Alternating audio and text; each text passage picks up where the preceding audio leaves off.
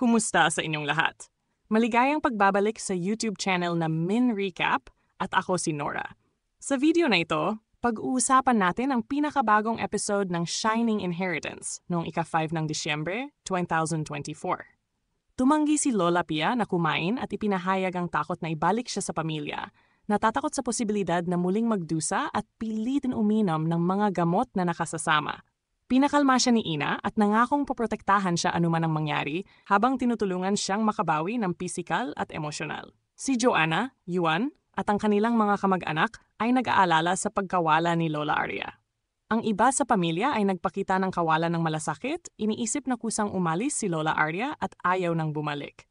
Si Joanna ay hinikayat na maging isang matatag na CEO, ginamit ang pagkakataon para makontrol ang kumpanya. Si Henry at ang kanyang ina ay nagplano na samantalahin ang pagkawala ni Lola Arya upang makuha ang pagmamay-ari ng kumpanya.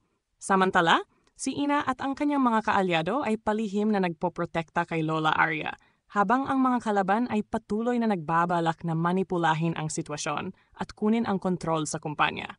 Nagkaroon ng diskusyon kung paano pigilan sina Joanna at Yuan na matuklasan ang katotohanan.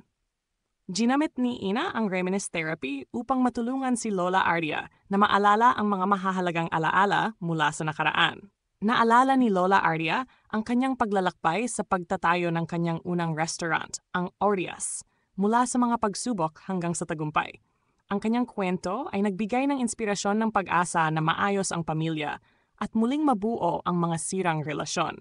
Ipinahayag ni Lola Arya ang kanyang hangaring bumalik sa pamilya, naniniwalang panahon na upang maghilom ang mga sugat at muling magsama-sama. Hinimok siya ni Ina na kumilos, ipinaalala na maaring nagbago na ang pananaw ng kanyang pamilya at nais na siyang makasama muli. Ang dedikasyon ni Ina sa pagprotekta kay Lola Pia at ang kanyang determinasyong hindi hayaan siyang masaktan muli. Ang pagkawala ni Lola Arya na nagdulot ng mga plano ng mga kaanak na may masamang balak na kunin ang kumpanya. Ang reminisce therapy na tumulong kay Lola Arya na maalala ang kanyang nakaraan at muling magbigay ng pag-asa para sa muling pagsasama ng pamilya. Ang desisyon ni Lola Arya na bumalik upang ayusin ang mga sugat at muling buuin ang kanilang pamilya.